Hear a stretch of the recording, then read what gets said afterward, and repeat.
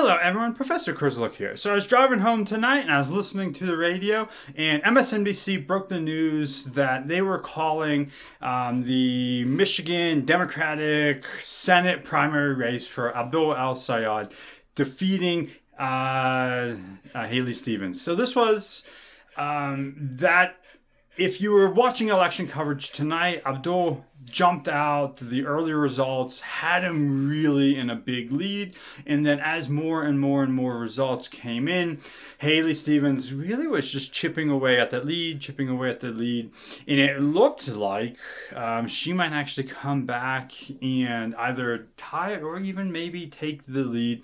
But some of the results that came in the 11 o'clock hour leading up to midnight really showed that the percentage that is being reported is just too much for Abdul to be overtaken by Haley Stevens.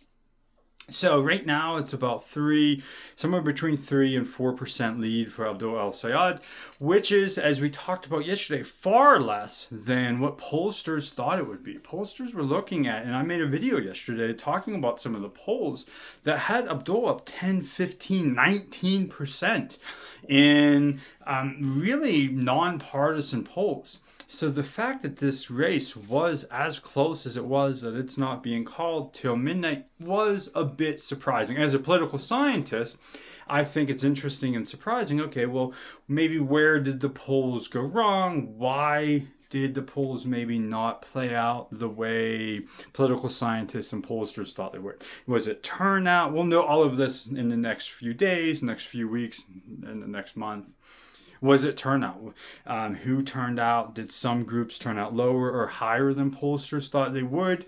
We'll also start to look at the areas where people were voting at and who they were voting for. Was turnout high in the city versus the rural areas?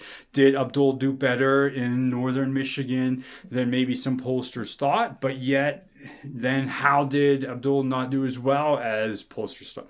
So from a political science perspective, we'll definitely spend some time thinking about, okay, well, why were we wrong as pollsters, or why were we right, but not as right as we thought we were?